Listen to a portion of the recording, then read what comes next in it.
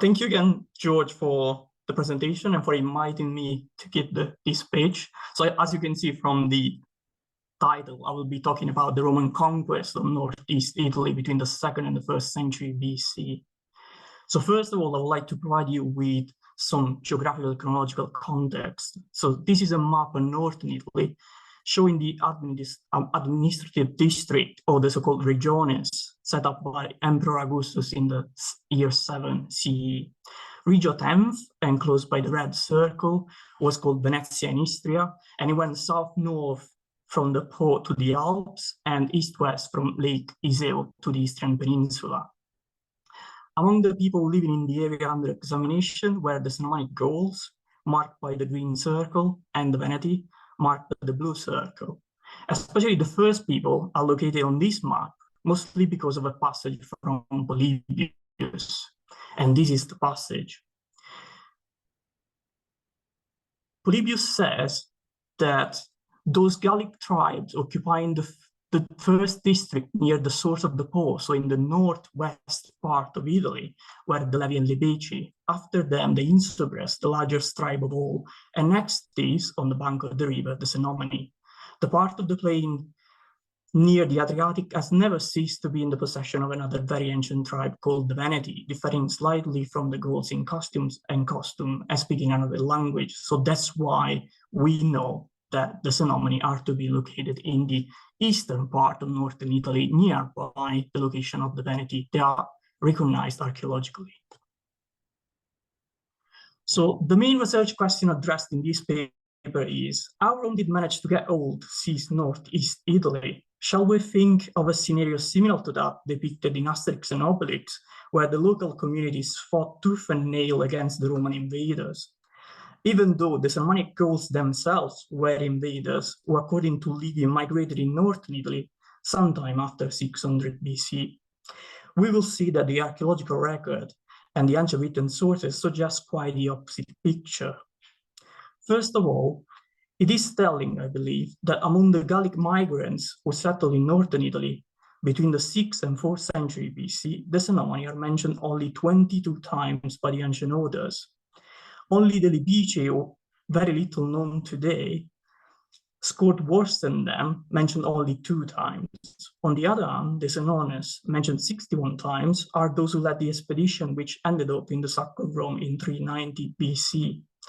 The Romans had a hard time also with the Boii, mentioned 107 times, which were actually defeated in 191 BC, when Livy claimed that 28,000 went killed, 3,400 taken prisoner, while only 1,484 Romans fell in the action. So why the Cenomani mentioned so little by the ancient authors? I believe one of the main reasons is because they generally gave no edicts to Rome. Actually, in 225 BC, the date of the Battle of Telamon in Tuscany, together with the Veneti, they decided to side with Rome, providing 20,000 soldiers. The Gallic army, there was a confederation of Gallic army putting together the Insobres, as you can see from the blue arrow, and the Boii as well, together with other Gallic groups settled in northern Italy, marched from the Insobres area near Milan to the area of the Boii and then crossed the Apennines. At the Battle of Faesulae, number 6 in the map, they ambushed an army composed by Etruscan and Sabine soldiers under Roman control, inflicting 6,000 casualties. The Roman armies of Lucius Aemilius stationed at Ariminum saved the day. The Gallic army decided to go back home north, but they were cornered between 2 Roman armies, that of Lucius Aemilius coming from Ariminum, and that of Gaius Attilius Regulus coming from north. Outnumbered 2-1, the Gallic army was massacred. So what happened after the Battle of Telamon, which according to the literature opened up to Rome the doors of northern Italy? This slide tried to summarize the events following such battle, giving particular emphasis to roads, as, following Lawrence, I believe them to be a good proxy for Rome's hegemony in a particular area at a given time. The map used is that published by Cunliffe in 2018, where he locates the Gallic tribe mentioned in the ancient written sources in northern Italy. So as you can see from this map, before the Battle of Telamon, we have already two Latin colonies in northern Italy, on the Adriatic side near Ancona, Sena Gallica in 289 BC and Ariminum in 268 BC. And after Battle of Telamon, just 2 years later, we had the setting up of the Via Flaminia, connecting Rome with Ariminum. Then we have the colonies of Cremona and Piacenza in the heart of the Gallic area, nearby the capital of the Insubrian people, Mediolanum, nowadays Milan. Then we have Brixia in the Cenomanic area in 196 BC, Bologna 189 BC. Then we have roads connecting these important colonies set by Rome. And then lastly, the colony of Aquileia set up in 181 BC, with a few other roads crossing the area of the Veneti and the Cenomani in northeast Italy. The most important of all, the Via Postumia, set up in 148 BC, connecting Aquileia, number 7, with Genoa. So let's contextualize a bit this event on a timeline. So to give you a key for reading it, the helmet marks Latin colonies, the road marks Roman roads, the swords mark battles, the elephant, the Second Punic War, and the scroll marks Roman citizenship laws. So basically, up to the Battle of Telamon in 225 BC, the Romans managed to affect only the lower part of the area settled by the Senones, the one on the Adriatic coast near Ancona. It is only with the victory at Telamon that the socio-political situation starts to really change in the area under consideration. The Via Flaminia, linking Rome to Ariminum, started to be built in 223 BC, then the establishment of the colonies of Cremona and Piacenza in 218 BC, with 6,000 male colonies for a total of 18,000 people, according to Foraboschi. Unfortunately, the crossing of the Alps by Hannibal the same year put Rome's expansion plans to an halt. With the end of the Second Punic War, Rome continued establishing colonies north. Brixia, Brescia in 196 BC, that is was a crucial Cenomanic site. Then Bologna in 189 BC, the beginning of the construction of the Via Emilia in 187 BC, with the aim to connect Ariminum to Cremona. Then the setting up of the colonies of Mutina and Parma in 183 BC and the colony of Aquileia in 181 BC, avoiding then the heart of the Venetic area. So the territory of the Veneti and the Cenomani, so the northeast of Italy, was then crossed by the Via Postumia in 148 BC, connecting Aquileia to Genoa. But we should not see this as evidence of a strong Roman presence in the area. This is envisaged by the Cenomanic funerary record. So over the considered time span, so from between the 2nd and the 1st century BC, the local Gallic communities kept showing the presence of weapons, especially Latin swords, as you can see from this slide. This pattern goes on even after 2 documented episodes of descent of the Cenomani against Rome. This is particularly true for the Cenomani settled east of Lake Garda in the area of Verona, as a Latin colony was set up at Brixia, Brescia in 196 BC, possibly to keep things under control in the aftermath of a second and last, according to the ancient written sources, episode of descent. This is why I believe that the date of 197 BC for the Cenomanic and Insubrian descent against Rome is the most reliable one in this case.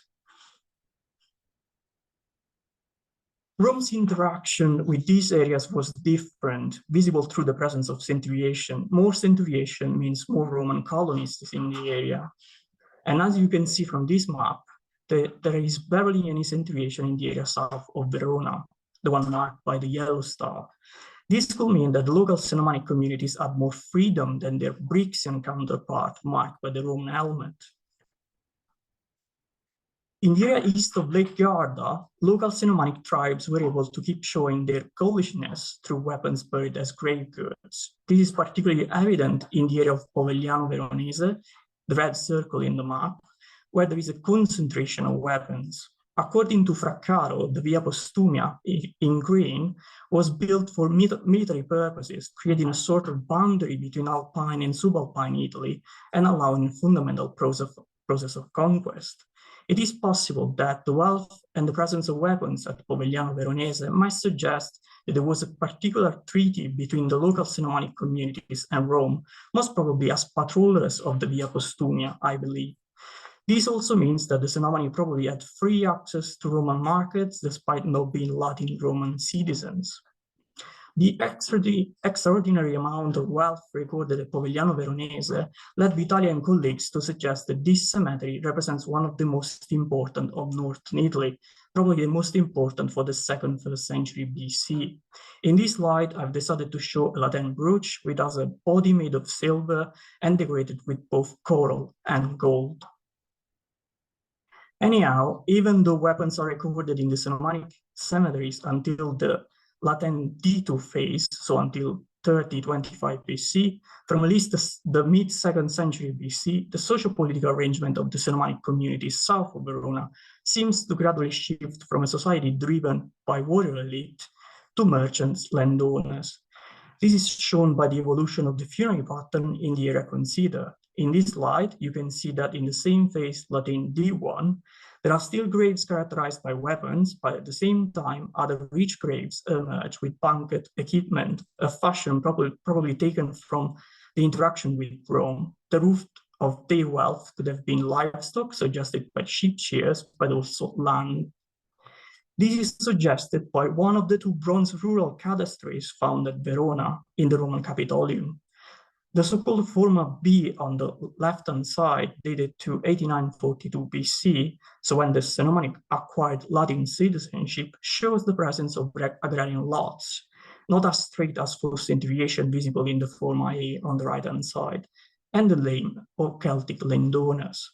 On the other hand, the Forma A, dated to the 2nd half of the 1st century BC, shows the presence of Roman centuria and the presence of Roman landowners. It has been suggested that it could either be interpreted as Roman elite replacing the local one, or that local Gallic elite took over Roman names, but a mixture of both could also be applied. At the same time, we note that there is for sure continuity in the occupation of rural funerary sites between the Cenomanic phase and Roman times. This is shown, for example, by the so-called Adiporix grave dated to the 1st century BC, when on a bowl there is an inscription written with the Latin alphabet and script, but there are hints of the Lepontic alphabet used by the Gallic tribes in northern Italy. So this is possibly an individual with a Latin Roman citizenship, but with Cenomanic ancestry. On the right-hand side, you can see that the same cemetery was used both during the Gallic period with the green graves and in Roman times with the red graves. Thank you very much for your attention.